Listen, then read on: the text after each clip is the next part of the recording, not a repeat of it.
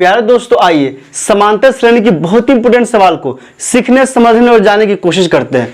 दोस्तों, सवाल कहता क्या है कि वह एपी निर्धारित कीजिए जिसका तीसरा पद 5 और सातवां पद कितना हो 9 है। तो दोस्तों यहाँ क्या करना है, हमको एक एपी निकालना है जिसका तीसरा पद दिया हुआ है और सातवां पद दिया हुआ है। तो आइए एपी निकालते हैं।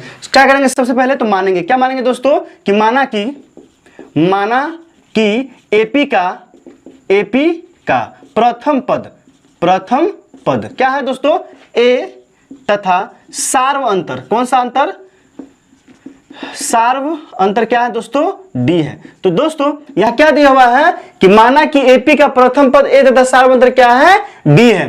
तो इसलिए टीएन बराबर दोस्तों क्या फॉर्मूला होता है, ए प्लस एन माइनस 1 इंटू क्या है, डी होता है। तो चूंकि दिया है, क्या दिया है दोस्तों, दिया है कि तीसरा पद 5 है, अर्थात T5 बराबर कितना दिया है दोस्तों, 5 है। और Tn बराबर, तो Tn बराबर क्या होता है, A प्लस n का मान कितना है, तो 5 है, तो यहाँ 5 लेंगे, 5 माइनस 1 इंटू डी, तो डी भी तो नहीं दिया, निकालना है, बराबर कितना हो जाएगा, 5 हो जाएगा। दोस्तों दिया हुआ था, क्या दिया था कि T5 बराबर कितना है, T3 दिया है। तीसरा पद कितना दिया है दोस्तों,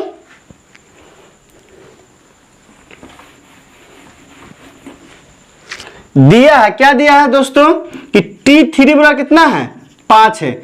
इसलिए यहां से क्या हो जाएगा, T3, तो T बराबर क्या होता है, A plus n minus 1 into d होता है। तो T3 का मान कितना दिया, 5 दिया है, और T3 का फॉर्मूला क्या होगा, A प्लस एन, तो n का मान कितना होगा 1 माइनस 1 इंटू कितना हो जाएगा दोस्तों, डी, बराबर कितना हो जाएगा, 5 हो जाएगा। और यहां से क्या हो जाएगा, A प्लस घट गया 2D बराबर क्या हो जाएगा, 5। ये हो गया समीकरण 1। तथा और क्या दिया है, तो दिया है कि सातवां पद 9 है। सातवां पद कितना है दोस्तों, 9 है। तो T7 इक्वल टू कितना दिया है, 9 दिया है। तो T7, और T7 का फॉर्मूला क्या होता है, तो A प्लस एन माइनस 1, क्या होता है, एन माइनस 1, तो 7 माइनस 1 इंटू क्या होगा, डी, बराबर कितना हो जाएगा दोस्तों, 9 हो जाएगा। तो यहां से क्या हो जाएगा, A प्लस घट जाएगा, कितना हो जाएगा, 6D इक्वल टू कितना हो जाएगा, 9। समीकरण 2 हो गया। तो दोस्तों इस तरह से क्या निकल गया, समीकरण 1 निकला है, और क्या निकल गया, समीकरण 2 निकला है। तो आप अलजेब्रा का याद है ना, लुप्तीकरण विधि पढ़ चुके हैं, लुप्तीकरण विधि सीख चुके हैं। अगर दो चर दिया हो तो दो चर को हम लोग किस तरह से मान निकालते हैं, और अगर नहीं जानते हैं तो डिस्क्रिप्शन में लिंक है, वहां जाकर आप देख सकते हैं।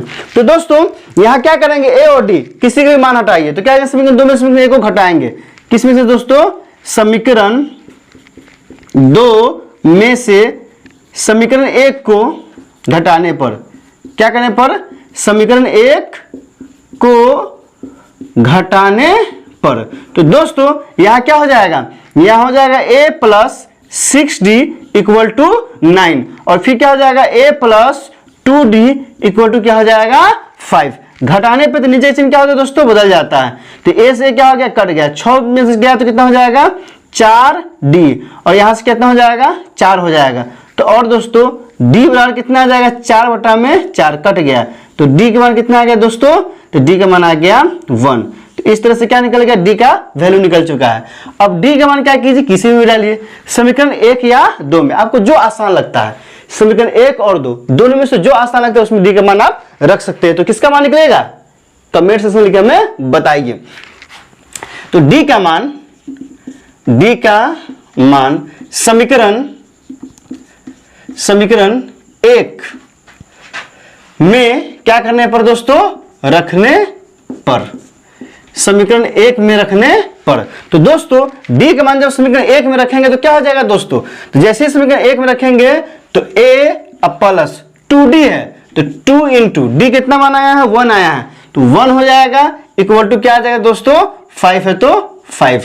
तो यहां से क्या हो जाएगा, A प्लस 2 इक्वल टू 5। तो यहां से क्या हो जाएगा, A बराबर 5 माइनस 2, और यहां से A का मान कितना आ गया दोस्तों, 3 आ गया। तो इस प्रकार से क्या हो जाएगा, इस प्रकार से हो जाएगा। अतः T1 का मान A बराबर कितना आ गया, 2 आ गया।